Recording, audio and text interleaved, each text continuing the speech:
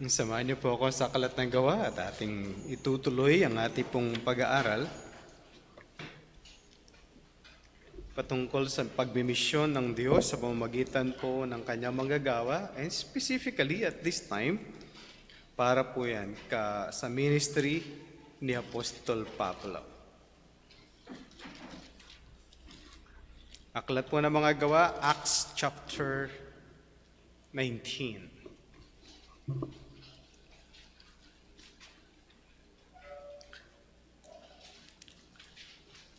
Acts 19 verse 21, yun po yung ating tatalakayin at pag-uusapan.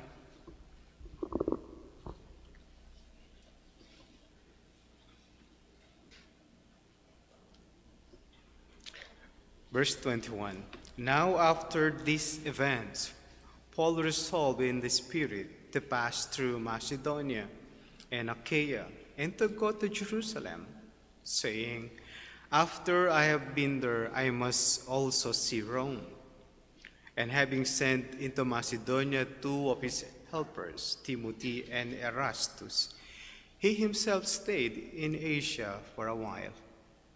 About that time, there arose no little disturbance concerning the way, for a man named Demetrius, a silversmith, who made silver shrines of Artemis, brought no little business to the craftsmen.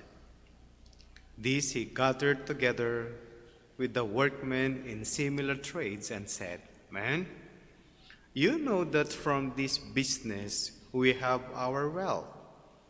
And you see and hear that not only in Ephesus, but in almost all of Asia, this Paul has persuaded and turned away a great many people, saying that gods made with hands are not gods. And there is danger not only that this trade of ours may come into disrepute, but also that the temple of the great goddess Artemis may be counted as nothing, and that she may even be deposed from her magnificence, she whom also Asia and the world worship. Manalangin po tayo. Ama, kami po ay patuloy na lumalapit at humihingi po ng tulong sa inyo. Gabayan po kami sa aming pong pagtalakay ng inyong mga salita. At nawa lalo namin kayong makilala at kung paano ang inyong pagkilos at paggawa sa balat ng lupa. Talino ay aming pong hiling at patnupay. Sa ngalan po ng aming Panginoong Jesucristo, ito po ay aming dalangin. Amen. Ang pagbabahagi po ng salita ng Diyos ay hindi madali dahil pwede pong makaranas ng pag-uusig ang mga nangangaral po nito o mga nagtuturo. O dili kaya, yung mga kasama ng mga nangangaral ay nakakaranas po ng pagsubok. At kahit saan po kayo pumunta, mayroong ganito. Yung pag-uusig ay hindi lang po ito sa panahon ni Pablo, hindi lang ito sa panahon na nakalipas na mga ngaral ng salita ng Diyos, even in our days. No, ganun po ito kahirap. Ngayon, pag-usapan natin, after 2 years of trials at wala pong mga kaguluhan kamukha ng mga pangyayari sa pangangaral ni Apostol Pablo sa mga bayan-bayan. And this time, may mangyayari po ulit. Ituloy po natin ang ating pag-aaral, Mission in Ephesus. Natalakay ko na po nung nauna, sa chapter 19, verse 1 to 7, ang mga na-convert o naligtas sa unang pagmiministeryo ni Apostol Pablo. Ang maganda po sa kanyang unang pangangaral o sa mga unang konbertido na mga mananampalataya sa lugar po ng Epeso, hindi po ito sa kalahatan na trabaho at paglilingkod po ni Apostol Pablo. O para malinaw lang po hindi po si Apostol Pablo ang nagpasimula ng pagbabahagi ng salita ng Diyos. Si Apolos. Ginamit niya yung ng Diyos ang kakayahan ni Apollos na may pangaral ang bautismo ni John. And from there, yun po yung naging stepping stone lang ni Apostol Pablo para maipakita ang ating Panginoong Jesucristo na siya ang kanilang inihintay kasunod ng pangangaral po ni Apostol Juan. Kaya po sa mga ministry na mayroon, minsan merong nauunang nangangaral tapos pagdating ng iba, magtuturo. And then it's either gagamitin na po ng Diyos yun, meron ng naunang nagtanim, and then we do the ministry. Kaya po ganon. Kaya pag-isipin natin, Pastor, yung ministry natin, walang result. Sa dami nating tinuturuan, bina-Bible study, walang result. Hindi po natin alam yun. Minsan pagtatanim lang po yan. Nagtatanim tayo, and then gagamit ang Diyos ng tao para tawagin ang kanyang mga hinirang. Kaya huwag po tayong manghimagod in doing all those ministry. Pagkatapos hindi po ito nag-end sa pangangaral ng salita ng Diyos, pagkakaroon ng bautismo, nagkaroon ng kaligtasan, pinag-uusapan po dito yung paglagutin ng pananampalataya. Kaya si Apostol Pablo, tinuruan po yung mga disciples at pinilit niya sanang gawin po yun sa sinagoga. Kaya lang, hindi siya inalaw ng pagkakataon at kahit po yung mga Hudyo na dumadalo dun sa synagogue na hindi nagkaroon ng pananampalataya sa ating Panginoong Jesucristo.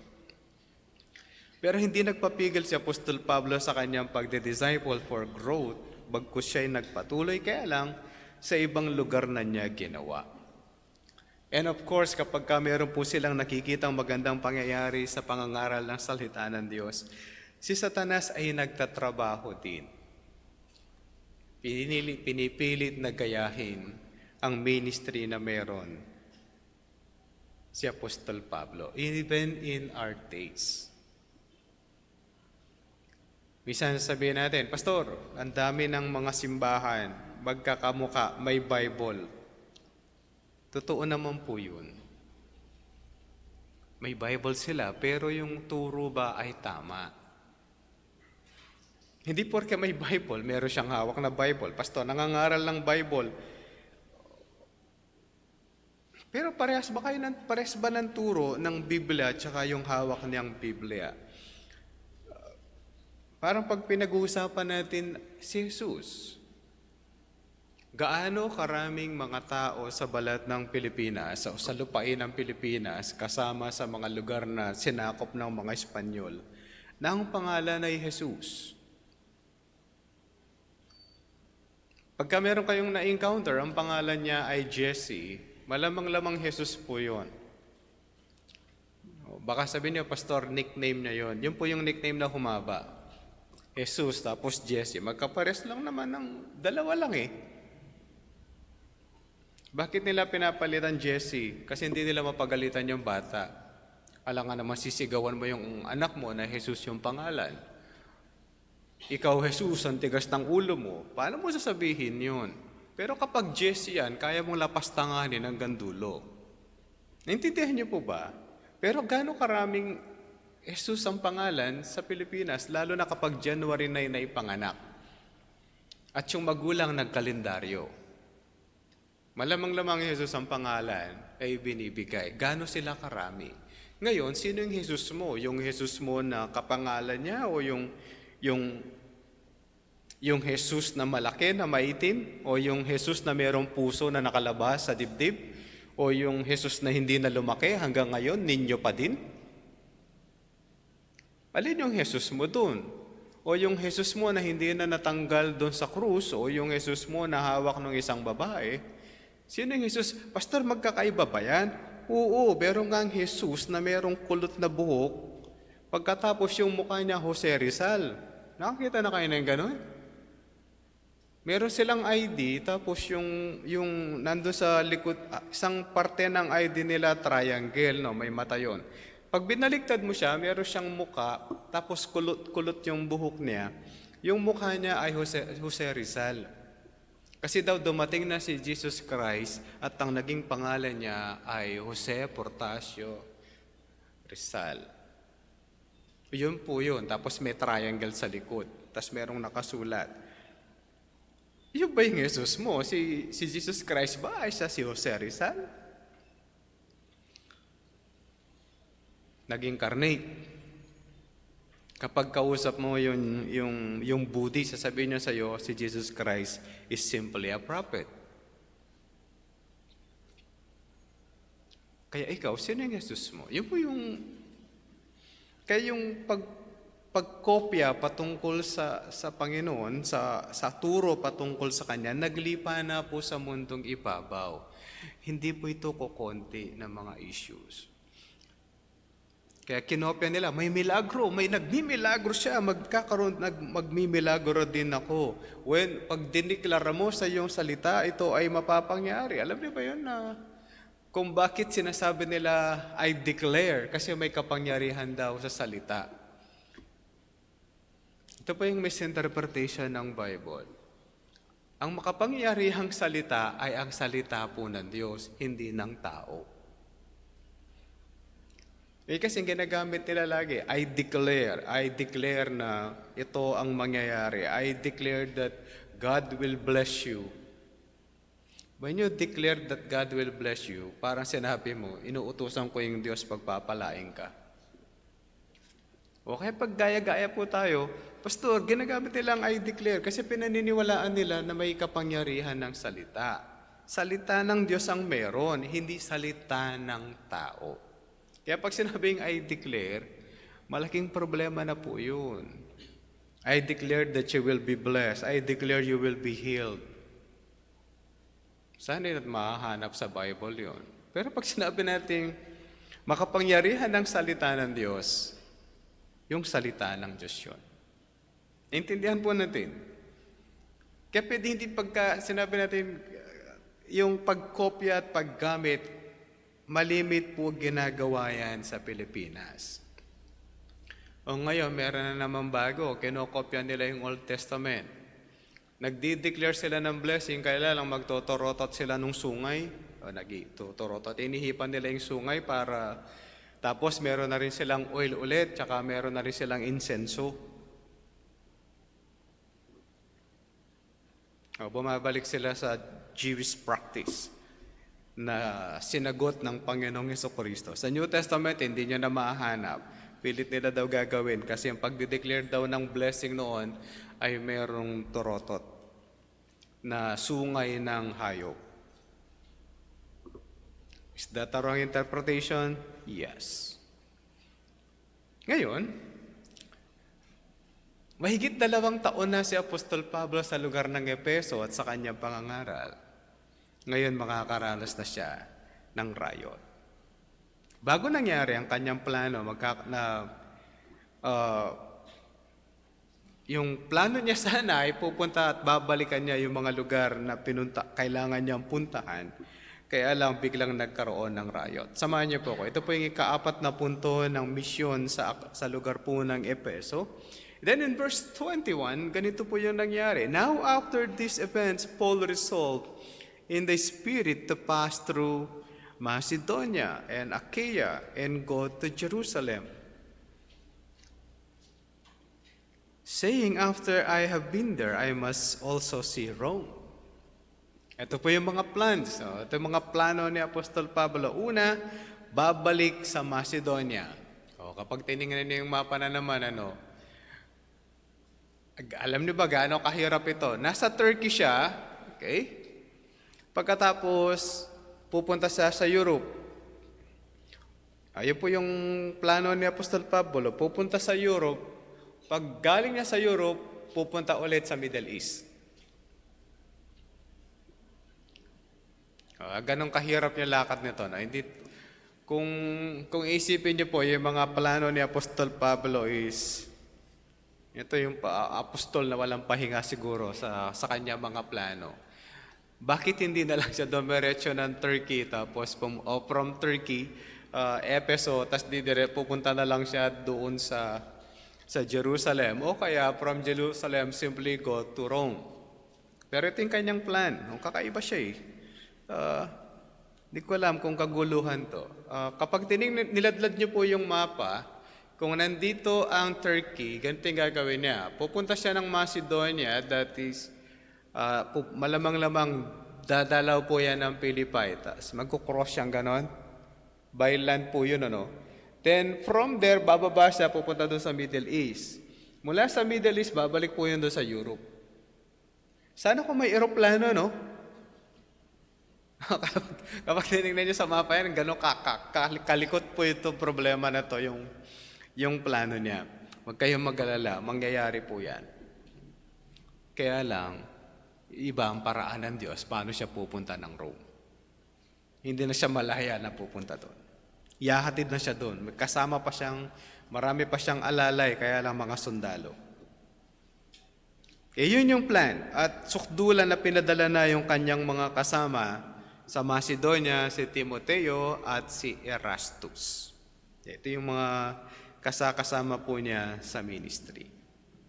At ano na po yung kaguluhan kung bakit nagkaroon ng riot. About that time, di pa siya nakakaalis, there arose a little disturbance concerning the way. Nagkaroon po ng kaguluhan patungkol sa usapin sa daan.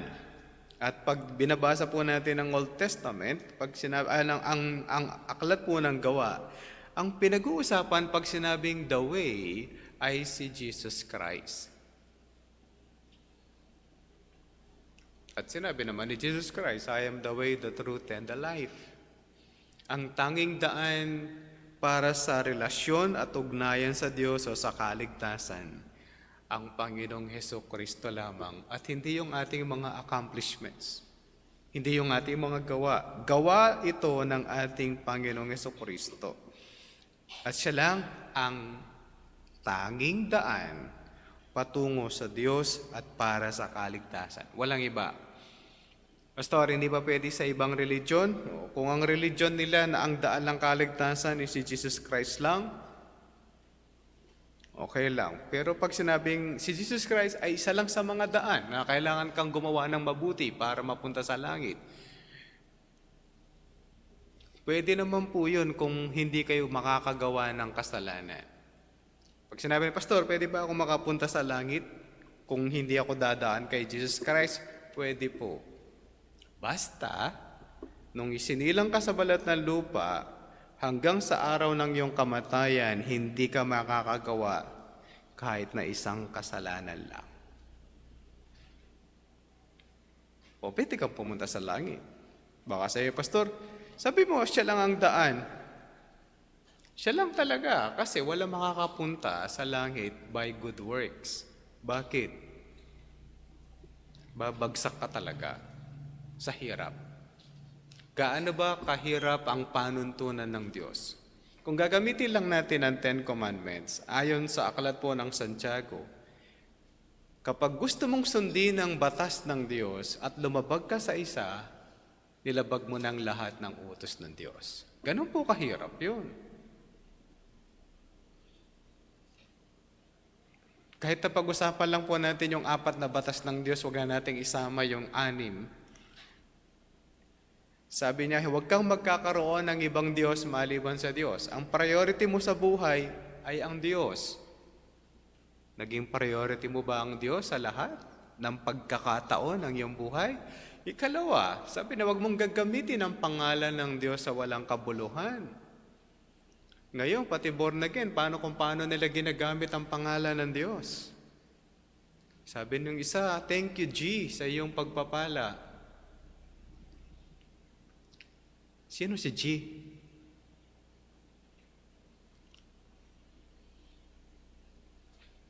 G, your hair smells terrific. Ang panahon po namin yun. Uso pa yung shampoo, meron nakahati. Sino si G? Yung singer. At kakantahan ka ng tala. O kakanta siya ng Sundance para hindi, at sasayaw siya ng Sundance para hindi umulan. Sino si G? Si Sarah G. Sino pa yung kamag-anak nun? Baka kamag-anak niya rin si Michael V. at si Gary V. Sino nyo naman, no? 3 letter lang eh. Katamad-tamad po pang mag-type. Hindi mo ba masabi na God at G lang for you to be modern? Para ano, pastor, moderno lang. Anong tawag sa'yo? Anong oras po tayo magsisimula ng worship? Saan tayo pupunta? Kasi pastor, no? Pag sinabi mo doon sa iba, ka na ba? O paano yun ay, ano ka? Are you a P or ikaw ay pastor? Alam mo, hindi porke modern, it should be, alam mo yun? We don't adapt things, tapos ilalagay mo sa Diyos and you disrespect your God dahil modern ka lang. Modern ba talaga yun? Parang hindi naman Sipin mo God lang tapos G. 2 letter lang Hindi naman niya babayaran yun Dati noong unang babayaran mo every character piso. G. Tapos ilalagay mo siya sa Facebook. Wala naman bayad yung OD. Ayaw mo naman tawagin kang Mr. P. Ayan na yung mga PP. Parating na yung mga pastor.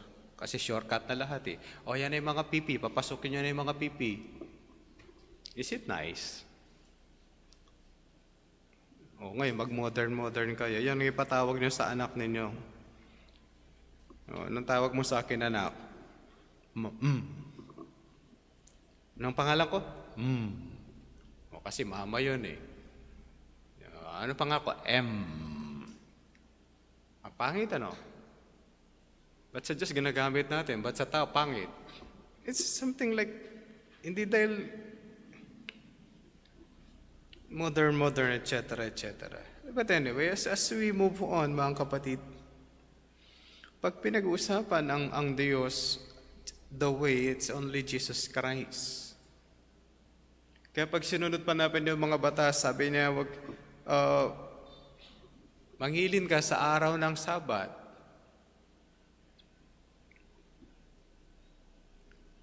Kapag pag-uusapan natin yung linggo, sa buong buhay ninyo, lahat ba ng araw ng linggo nagsimba kayo? Ika-4 na utos pa yung bagsak na tayo dun. Huwag kang magkakaroon ng rebulto. Alam niyo ba yung mga Hudyo noon, wala pong litrato sa bahay.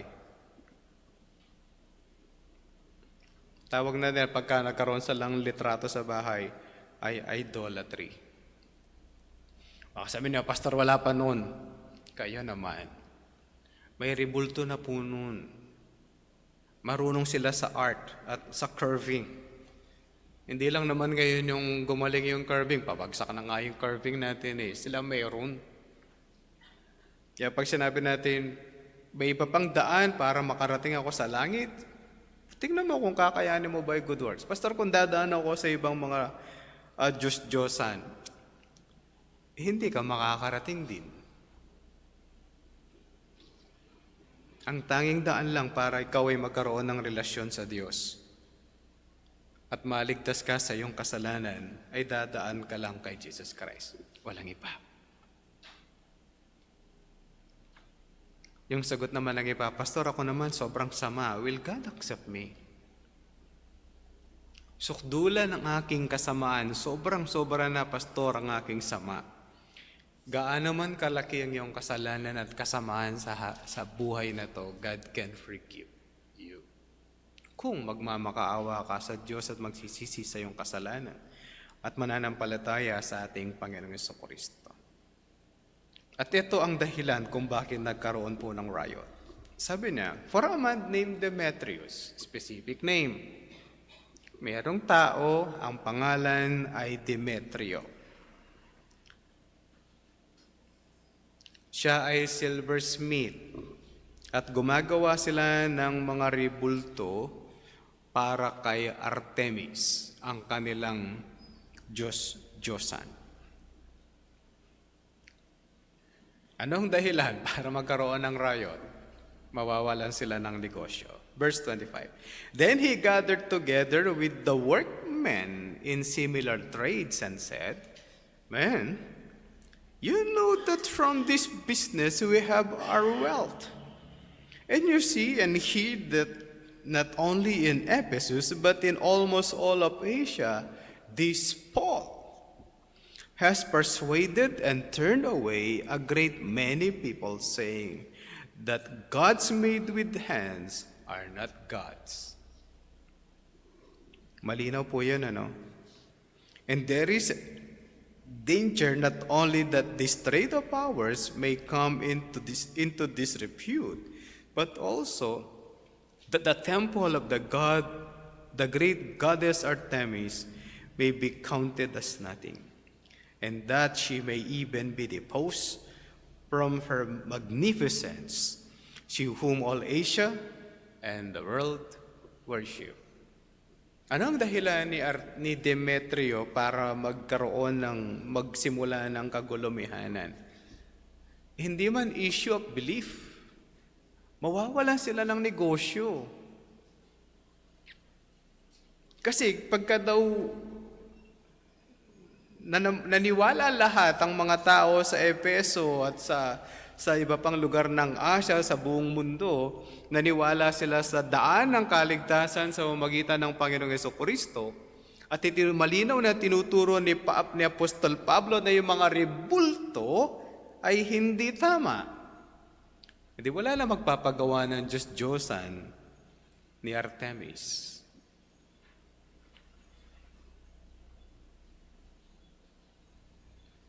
Mawawalan sila ng negosyo. Kung bakit sila galit na galit, mawawalan sila ng negosyo. Ikalawa lang yung idea ng kanilang Diyos-Diyosan ni Artemis ay mawawala ng posisyon sa mga Diyos-Diyosan. Ito yung nakakatawa, ano? Mawawala daw sa pagka-magnificence si Artemis. Kung Diyos ang Diyos nila, no one can depose their God. Walang makakatanggal sa luklukan ng Diyos sa kanyang pagka-Diyos. Bakit? Diyos yun eh. Can you dethrone God? Kaya di mo bang itanggalin ang Diyos sa kanyang trono, sa sangkalangitan? No, He is God. Siya ay Diyos na makapangyarihan, hindi pwedeng gawin yun. Kaya kung itong mga to, si Demetrio at mga kasama niyang gumagawa ng mga Diyos-Diyos na naniniwala sila na yung kanilang Diyos na si Artemis ay dakilang Diyos, then walang makakatanggal sa kanya dun. Kaya lang sila, ang tingin nila, pwede siyang matanggal dun. O ganun kahina yung kanilang Diyos. Pero isa pong malinaw dito, ang mga apostol ay nagtuturo na hindi tama ang mga rebulto.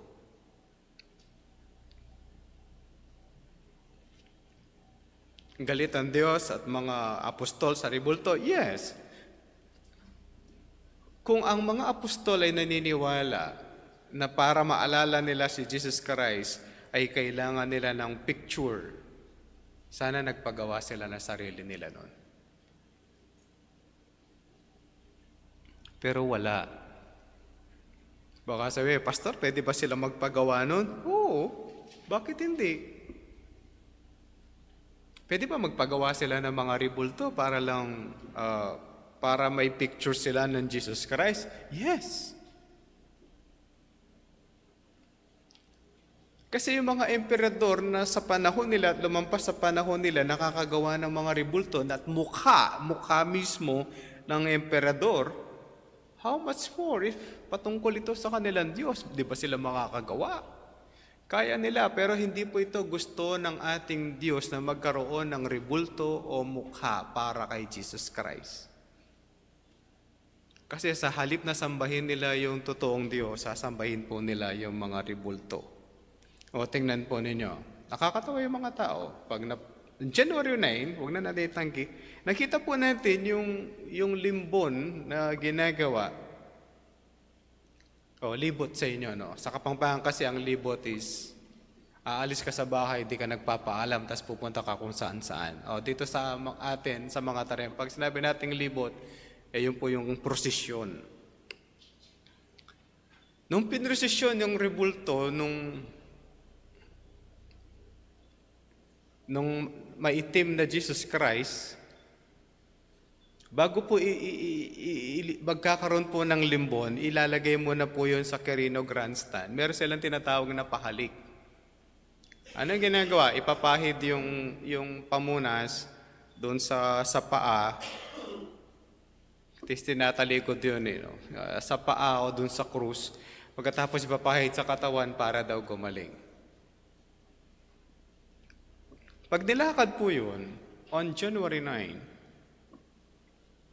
at pinipigilan ng mga tao na makarating siya kaagad. Ang mga tao po yung dahilan. Yung iba, kumukuha sila nung lubid, kaya paikli ng paikli yung lubid, kasi may milagro daw yun. Ilalagay nila sa baso, lalagyan ng tubig, tapos kung ano-ano yung gagawin. Yung iba naman, aakyat doon sa andas, tapos magpupunas at sila ay gagaling. Kung ang Diyos mo na Jesucristo ay makapangyarihan, hindi mo po kailangan pumunta doon.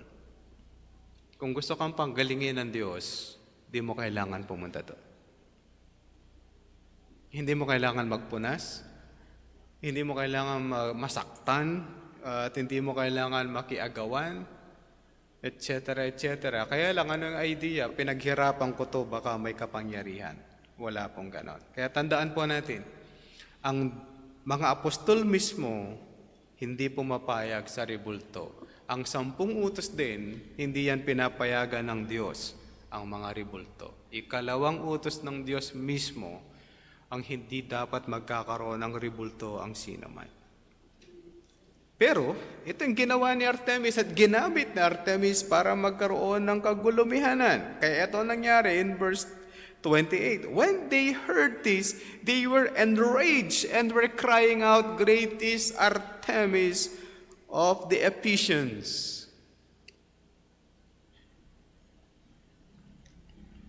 At ito maganda lagi. Karaniwang po ito nangyayari sa panahon nila kahit sa panahon po natin. So the city was filled with confusion, and they rushed together into the theater, dragging with them Gaius and Aristarchus, Macedonians who were Paul's companions in travel. Sinong kanilang kinalatkad? Yung mga kasama ni Apostol Pablo. Pero si Pablo may katigasan ng konti din yung ulo. Sabi na, verse 30. But when Paul wished to go into the crowd, the disciples would not let him. Sipin niyo po yung pag-iingat din, si Pablo sanay na yata sa bugbugan masyado. Gusto pa niyang sumali doon at naintindihan po natin, gusto niyang tulungan si Aristarchus at si Gaius. Pero hindi po ito pinayagan ng mga disciples. O gusto na nilang ingatan si Apostol Pablo. Masyado na siyang maraming bugbog sa katawan, not this time. Kaya iningatan po ng Diyos si Pablo sa pamamagitan po ng mga disciples. Bakit? May gagawin pa kasi siya. Tandaan niyo po yan. Pupunta pa siya ng Macedonia, pupunta pa siya ng Achaia, pupunta pa siya ng Jerusalem, at pupunta pa siya ng Rome. Magagawa niya pa rin po lahat yung iba, especially yung pagpunta sa Rome. Kakarating pa rin siya doon. Kaya iningatan po siya ng Diyos. Verse 31, and even some of the Asiarchs who were friends of his sent to him and were urging him not to venture into the theater. Now some cried out one thing, some another, for the assembly was in confusion, and most of them did not know why they had come together. Ito yung nakakatawa, Nandun sila at nakikigulo, hindi man nila alam ano ang meron. Kahit po sa panahon ng ating Panginoong Jesucristo, nung sumisigaw silang, crucify Him, people are confused. Yung iba nakikisigaw at hindi man nila alam kung ano ang meron sa kanilang isinisigaw. Yun po yung problema nito. Makakalalpas ba si Apostol Pablo kasama ng kanyang mga kaibigan? Tutingnan po natin kung paano po mapapacify ang riot. Some of the crowd prompted Alexander, whom the Jews had put forward, And Alexander, motioning his hand, wanted to make a defense to the crowd. But when they recognized that he was a Jew, for about 2 hours, they all cried out with one voice, "Great is Artemis of the Ephesians." Anong kaugnayan ng pagkahudyo at sa pagsigaw nila ng "Great is Artemis"? Ang mga Hudyo ay hindi po naniniwala sa Diyos-Diyosan, sa Diyos lang na si Yahweh. Ng Old Testament sila naniniwala.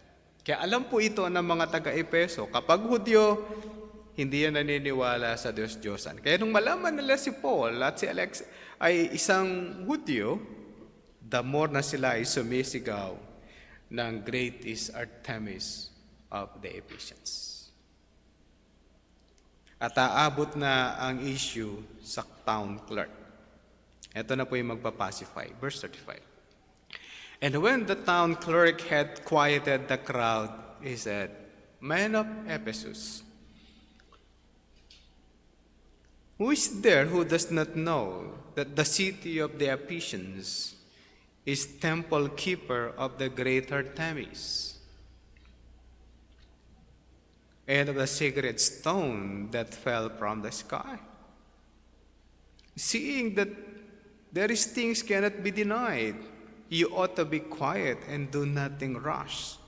For you have brought these men here who are neither sacrilegious or blasphemers of our gods. If therefore Demetrius and the craftsmen with him made a complaint against anyone, the courts are open, and there are proconsuls. Let them bring charges against one another. But if you seek anything further, it shall be settled in the regular assembly. For we really are in danger of being charged with rioting today, since there is no cause that we can give to justify this commotion."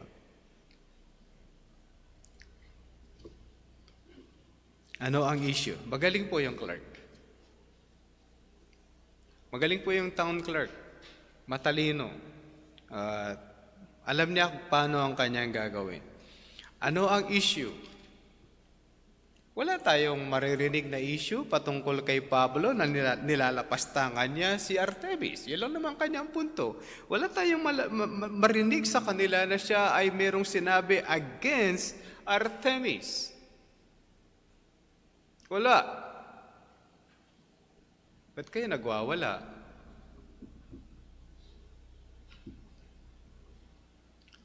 Ito po yung pagka nagsishare ng Bible study, hindi mo kailangan lapastanganin yung Diyos-Diyosan ng mga tao na nandun. Matuto tayo sa setup na to, mga kapatid. Si late Pastor Aquino, yung nagpasimula ng misyon ng church na to, minsan naimbitahan po yun sa isang pamilya na reliyoso at marami silang mga ribulto. Tinanong siya nung may-ari ng bahay kung ano ang punto niya patungkol sa mga ribulto. Ganito lang po yung sagot niya. Ang pag-uusapan po natin ay yung nakalagay sa Biblia at kung anong turo ng Diyos patungkol sa kaligtasan. Hindi niya po tinalakay ang mga ribulto ng bahay. Pastor, pwede nang tirahin yun, di ba? Yes. Anong mapapala niya? Iisa-isahin niya yung mga ribulto doon? No, tinalakay po niya patungkol sa kaligtasan. Ganun po katalino yung tao na yun. Ganun po kagaling si Pastor Aquino sa evangelism. Kaya sumunod, in-invite siya ulit. Kasi kung ginawa na pinagsira-sira na yung mga ribulto doon, baka hindi na imbitahin ulit. Paano na may papaliwanag yung patungkol sa kaligtasan? Hindi na may papaliwanag kasi nag-away na sila eh. Then he focused on the Word.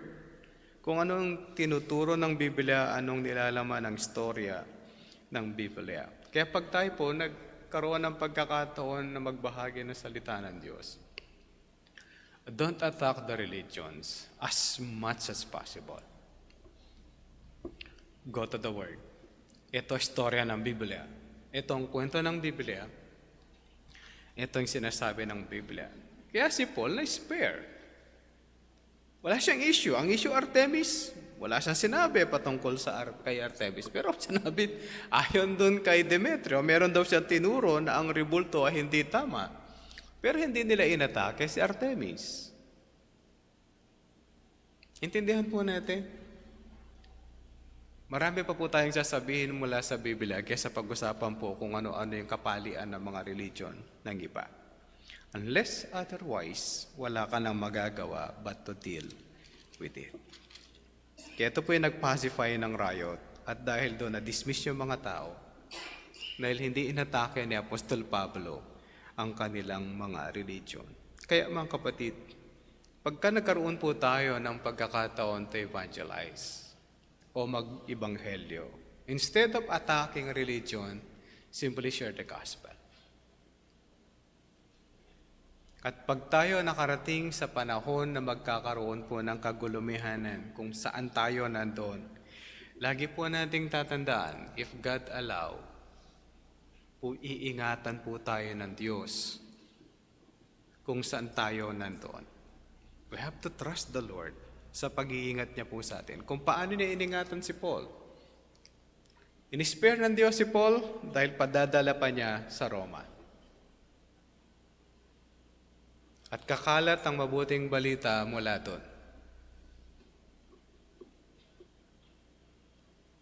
At umabot nga sa Amerika ang mabuting balita from Rome, sa Europe. Umabot po ng Amerika at nang pumunta ang Amerikano sa Pilipinas, naipasok ang gospel ni Lucas. At pumasok yung totoong gospel sa Pilipinas at tinabot po tayo.